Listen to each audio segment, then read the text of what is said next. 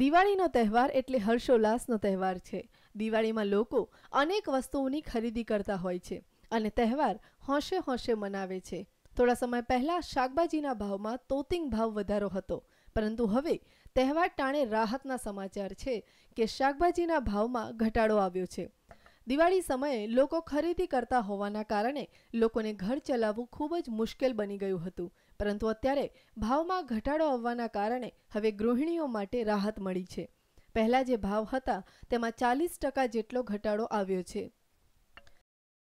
પહેલા રીંગણાનો ભાવ 60 રૂપિયા હતો, જે હાલ ઘટીને 25 રૂપિયા થઈ ગયો। એવી જ રીતે ભીંડા 70 રૂપિયા અને હવે 50 રૂપિયા, ગવાર 90 રૂપિયા અને હવે 60 રૂપિયા, ફ્લાવર 80 રૂપિયા અને હવે 60 રૂપિયા, કોબીજ 80 રૂપિયા અને હવે 50 રૂપિયા, બટાકા 40 રૂપિયા અને હવે 20 રૂપિયા, ડુંગળી 80 રૂપિયા અને હવે 50 રૂપિયા।